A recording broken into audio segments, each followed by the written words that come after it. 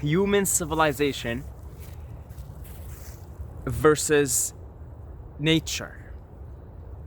And let's be clear here. When I talk about nature, I'm talking about that which has the least amount of human manipulation possible.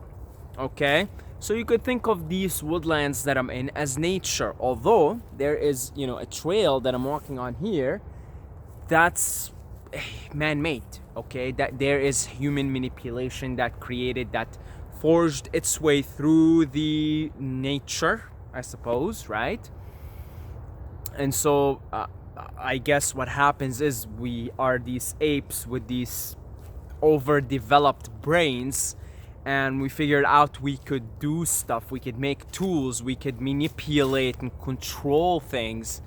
And so human civilization emerged. And so because it emerged, we refer to nature as anything that we haven't fucked around with, okay? But from an animal's, a lion's perspective, a butterfly's perspective, there is no such thing as civilization versus nature. They're not exactly in that duality, because to them it is what it is. They don't have the mental capabilities of plotting things, of planning things, of looking at the past, looking at the future. The rational mind of man and woman, the rational mind of a human. Okay? And so this battle, this bickering between human civilization and nature is but one way in which the duality manifests itself. The duality is creation. Creation cannot exist without duality. Okay, there is the yin and there is the yang, and that's how creation is manifested, out of the mind of pure awareness, pure consciousness. So one of the dualities that consciousness is experiencing is this duality here in this particular planet, in this particular time space locus, is this duality of human civilization against nature versus nature in this battle that is going on. Okay? And in a way, you could look at nature as a representation of the light element of the universe, and then you could look at human civilization and see it as representing the dark element of the universe. Okay, so if we're going to play out the good versus evil duality, the good guy in this case would come out to be nature, the bad guy would come out to be human civilization, right? And I think that duality is presented really, really well in Lord of the Rings. Okay, because in Lord of the Rings, Sauron, the orcs, the forces of darkness, they represent the element of industry. Okay, and I think Tolkien might have said something about that. He might have said that, he was trying to represent you had the trees who revolted, right? And they went to Isengard and they destroyed industry. Okay, they destroyed the machinery of industry. So that's really represented really well in Lord of the Rings. And may it as it be, although this is just part of the duality, right? Although, it's not bad. It isn't bad. Nothing is bad. It isn't bad to destroy nature. Believe it or not, it is not a bad thing. Because from the point of view of consciousness, this is all happening in my mind. And I am animating this duality by design, on purpose. Thereby, any statement of this is good and this is bad is automatically nullified from the perspective of consciousness. It isn't good, it isn't bad. However, hear me out. It's my opinion that the duality of light, the element of light in the universe, is what all living organisms, what all individual streams of consciousness are programmed to reach. Everything is reaching for the light. This is the journey of the soul, as Plato, I believe, described it, right? It's the ascension of the soul, the evolution of soul. And the way the soul evolves is that it is already programmed for the light, okay? And it, lifetime after lifetime after lifetime, it gets closer and closer to the light, right? That's still within the duality, you see? But I do believe, this is my opinion, that the duality of light,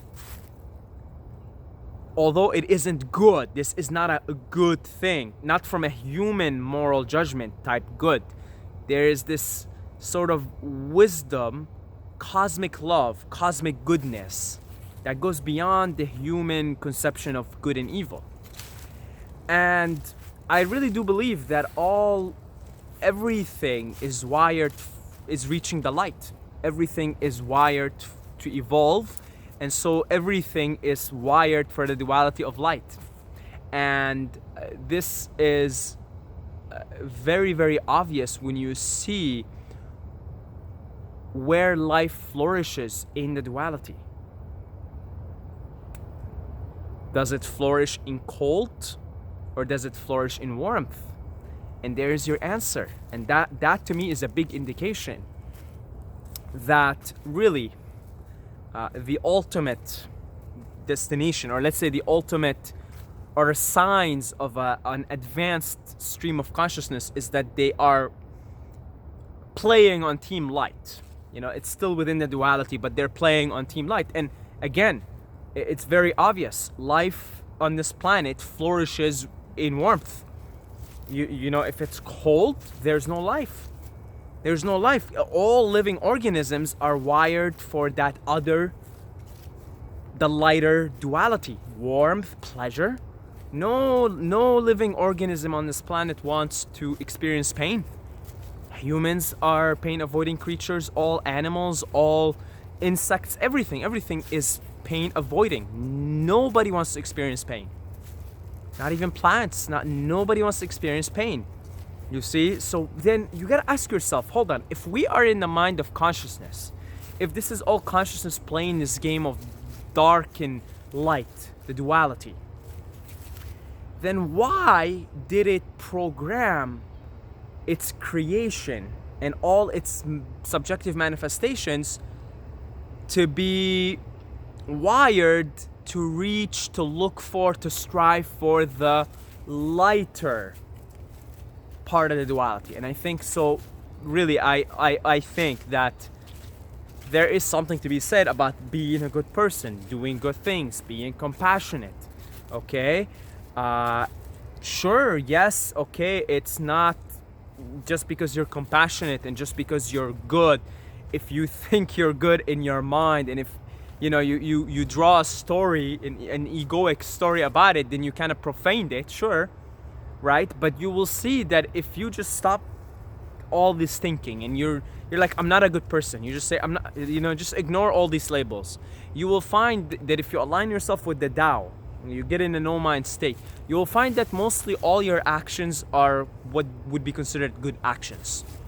Because really, I do think that consciousness is cosmic love. It's, you know, John Lilly called it cosmic love. I love that name, cosmic love. You know, he said, he has a saying, cosmic love is ruthless. It teaches its lessons whether you like them or not. And so really, I think we're all wired for that duality of light. So to bring it back into nature versus, you know, civilization, human civilization, that is but one way in which the duality is playing. And I mean, you've just got to look at the massive destruction and distress that human civilization placed on the planet and on all life organisms, including humans themselves. Okay, and we started sort of organizing in civilization about 10,000 years ago. Some say older than that, but it's a short amount of time. Okay, it's a 10,000, even let's say 20,000 years is a very, very short amount of time. And in that amount of time, we really, really, really placed a lot of stress on the planet, on ourselves as humans. And all you have to do is browse a little bit, look at the statistics for the depression, the anxiety, the obesity, the stress, the skyrocketing sales of antidepressants and anti-anxiety pills and sleeping pills, to realize that actually it looks like that human civilization is indeed what would be considered, for to draw an analogy here, the forces of Sauron. You could think the forces of Sauron in Lord of the Rings as human civilization. Okay, it really, because all human civilization is concerned with is the, it started off with crops, agriculture, right? So humans didn't give a shit about anything. They said, okay, look, we can have more food for our species. And so it started off like that. Eventually we came to industrial revolution, and it became this machine that is very selfish, very, very selfish. And it became not just, okay, we want more crops as humans. It became, to serve the interests, selfish interests of very few individuals, the factory owners and whatnot. And so you could think of human civilization as the forces of Sauron. It really is a destructive force, and it is very much on that other part of the duality, the darkness, which is what all consciousness seems to strive away from. Makes me wonder, really, like, are we smart? Are we intelligent? Or are we dumbasses? And I'm leaning towards thinking that we're dumbasses as a species. However, there was a time. Now we're living in the fall of consciousness. These times, the Kali Yuga, it's the age of darkness. But there was a time where human beings were very, very enlightened, and they were acting upon their duty. And our duty as humanity is to be the guardians of the planet. Because we have these higher capabilities. We have the compassion and the empathy unmatched by any other animal. Okay? And so we were supposed to be the guardians of the planet. We were supposed to use, and we did use it in much more enlightened times in the Sat Yuga. So we would use our psychic abilities to, say, resolve conflicts between two animals. Okay, you hear stories about yogis, high advanced yogis doing that kind of stuff all the time, right? Because you're operating at the highest level of creation, pure love, pure unconditional love. And so your awareness could be anywhere at any time in any sort of point in time and space. So you could literally go into like an animal and become that animal, and you could calm them down. You could resolve conflicts between other animals, and just, that's the intention of humans. You see, consciousness intended humans, its manifestation as a human, to be the guardians of this planet. You see, and in more enlightened times, we were the guardians of the planet. But now, because we're living in the Kali Yuga, where it's the fall of consciousness, then we are very much, I got a feeling, all species hate us. Sometimes I have a feeling I'm walking around and I'm like, I don't think the trees like us. I don't think the trees like us. Now, the trees, now I sound very egoic right now, but I'm gonna tell you, the trees tell me all the time that they like me, okay? But they honestly, they speak to me when I eat mushrooms. They speak to me. They tell me, we don't like you humans very much. We're not very fond of you. And I get a feeling we're not. Look at this planet. It's massive, and look at the amount of species. Really, we were so egocentric as humans. But look at the amount of life there is on this planet. I really got a feeling a lot of them don't like us. Okay, they really don't like us. We've caused a lot of trouble.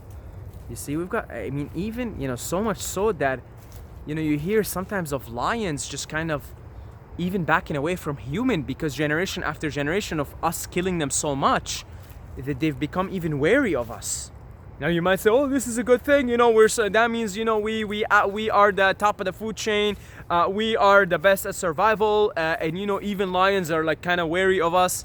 No, No. Good luck on this game of evolution of consciousness. If you don't become love, if you don't become unconditional love, and if you don't advance, like if you're always operating in this ego state, fear, so what if you've survived and you're at the top of the food chain, you're still living in fear? You're still ways to go from the top of the chain, of the true food chain, which is the evolution of consciousness, the consciousness, pure love, pure awareness, okay?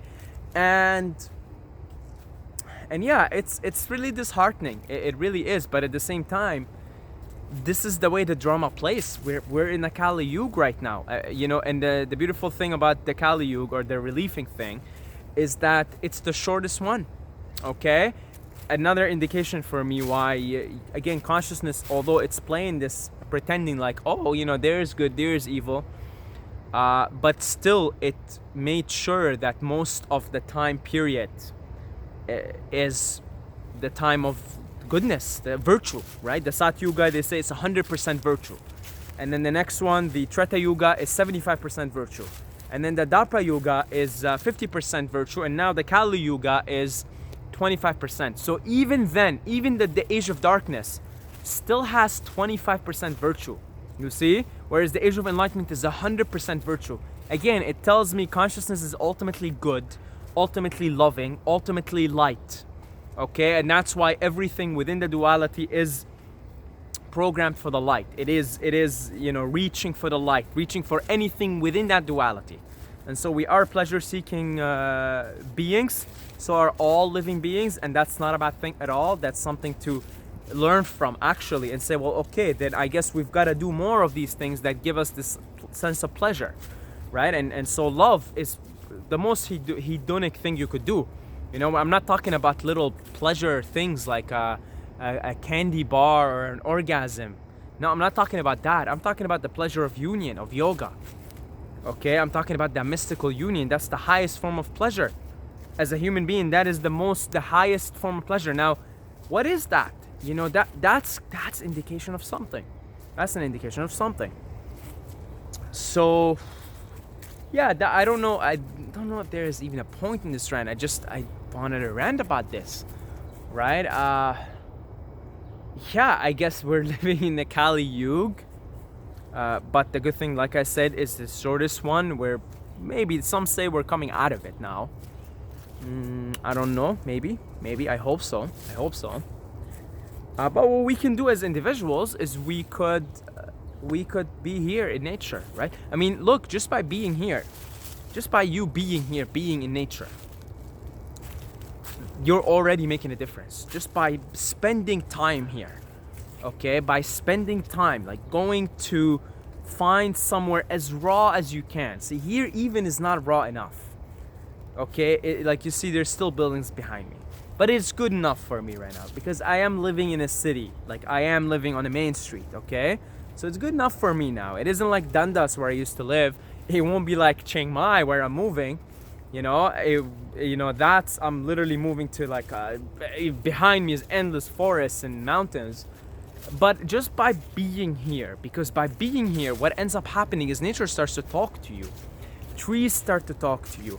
Organisms start to talk to you, and then your behavior starts to become a lot more like nature. So ever since spring started, and I've been spending a good amount of time here, a good amount, okay, not just a little bit, a good amount, my behavior now is starting to emulate nature. What do I mean by that? All the rules that I have for myself are beginning to just on their own like disappear.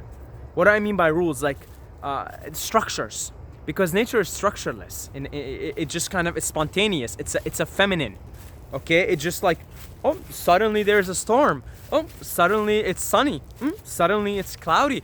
There's no structure. Oh, you thought this year is gonna be warm? How about that? Because you read your statistics and it told you that the average temperature today is gonna be this. Oh, how about that? It's like 20 degrees warmer than you ever thought, or 20 degrees colder than you ever thought. It's like it doesn't care about statistics and structure, because nature represents the right hemisphere, the right brain, which is again the lighter duality. That's where creativity, music, art, all the things that give us pleasure are the right hemisphere, okay? And then structure, which is a masculine quality, right? Structure, rules, that represents that the human civilization represents that. So that's all. Anytime you're living by structures and rules, anything. I gotta wake up at this time. I gotta be in bed at this time. I gotta eat at this time. I'm telling you, all my rules are dissipating because I'm spending more time in nature, and it's not like I ever intended to. Okay, they're just kind of like what time I eat, what time I sleep. The only rule I have to keep now is what time I wake up, because I teach. I have to teach. I have to do my teaching early in the morning, right? So that's pretty much. But all the other rules are just falling away. All the rules, like, oh, you gotta eat at this time. You gotta, you gotta shit at this time, or it's like now it's just like spontaneous, whatever, right? And it's a beautiful way to live. It really is a beautiful way to live. So, like before, I had rules about what time I should make the videos. I like to take my shower and make them. But again, because I was living this sheltered, it's very cold and very sheltered. So I got into my left hemisphere. Let's structure everything and, separation, because I felt separate. I wasn't in nature. It was like cold as cold as fuck, let's say. Okay. And yeah, I just had to be indoors, and as a result, that left brain of me, that structure, rules, I was like eating once a day, all of that. I'm telling you, even that thing about eating once a day now, it's kind of falling away. I'm just like, when you're hungry, eat. When you're not hungry, don't eat. When you're full, stop eating. And when you're, it's just like, and you see, every day you're hungry at a different time. You don't have to be hungry at the same time. If you allow yourself to be spontaneous, if you allow yourself to live a scary life that has no rules, because it's scary to like go and surrender, but that's what the surrender is about. If you want to be in the kingdom of heaven, baby, you gotta get used to it. You gotta get used to just living a lawless life. Really, it's exhilarating. It's the way I think, ultimately life is meant to be experienced. An animal experiences an exhilarating life because they don't have to think about their death. Animals don't have to think about their death. So when death comes, it comes. So they're kind of just like in the moment. They're just like, oh, we're here, And so, but because we can project into the past, into the future, we have these mental faculties, then it gets us in a lot of trouble. But also, it is our source of power. It's the psychic abilities, our ability to see cause and effect, our ability to see our predicament, our ability to look into the past and into the future, see the past lives, see how the universe works, the laws of the universe, karma, all of that. That's our gift. So we're the guardians of the planet. And so just by being here, by being in nature, by spending time in nature, you become natural. You don't have to try. That's the thing. You don't have to try. You don't have to be like, I'm gonna live a lawless life, or less rules and more freedom. It just starts to happen on its own. It's like you become your environment. You walk into an office, and you go work in an office every day. You become like your environment. You see, you live with somebody that's negative. You pick up their traits. You even start to speak like them. You live with somebody that has like very positive energy. Same thing. So when you're in nature, you take on the qualities of nature, which again, the qualities of lightness, the qualities of purity, love, and all the things that consciousness is ultimately striving for. So a lot of people in the non-duality scene say that it's there is no good, no bad, which is true, but they kind of dismiss what's happening. They dismiss that the duality is there. It is serving its purpose as far as God consciousness is concerned within the play, within the lalila, the divine play. It is serving its purpose, and that purpose is to lead each individual stream of consciousness into its true nature, which is light. Okay? So, that's where I'm gonna finish off this rant. Boy, I've been really enjoying making videos here. I feel like I'm coming to life. Wow. So anyway, I want to thank all the Patreons for supporting this channel, for helping me financially, for helping me psychologically. Knowing that there are people that are actually willing to support financially is an incredible thing, and I want to really thank every single one of you guys, the Patreon family. Mwah, all the love. And if you would like to become part of the Patreon family, support with as little as $2 a month. Okay? I was gonna insert some stereotypical joke here, but maybe some people will get too butthurt. But don't be cheap. Just a couple of bucks a month. Okay? Right now, put in your credit card information, $2 a month. You know, you help me out. If enough people do it, I do this full time. All right. That's about it. Until next time, may the force be with you.